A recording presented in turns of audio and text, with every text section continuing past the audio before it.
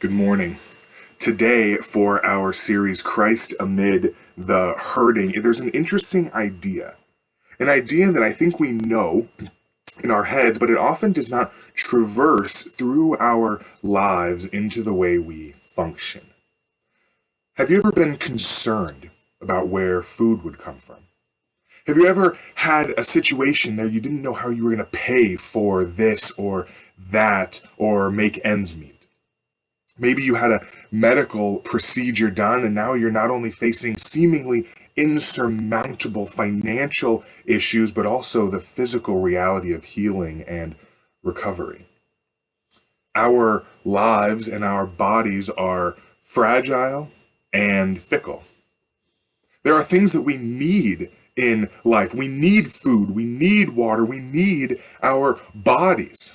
And today, in these present times, the physical needs of our lives seem threatened. Grocery store shelves are empty. Medical professionals are overworked and busy. Even employment at this point is being placed on the dock and in jeopardy. Peril always seems to be at the door. But God.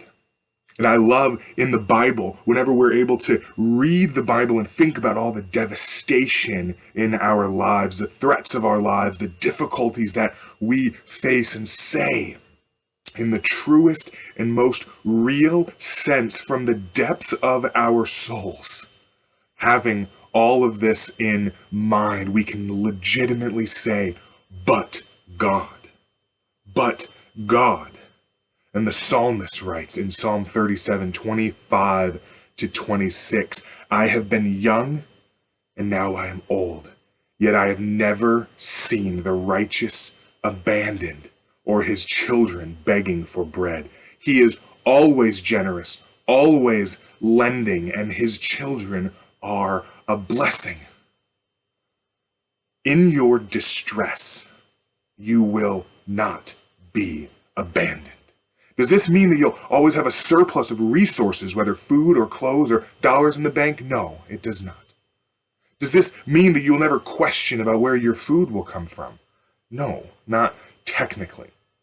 But it does mean that your life in these seasons is ripe and ready for an appearance of Christ to make himself known in you and around you.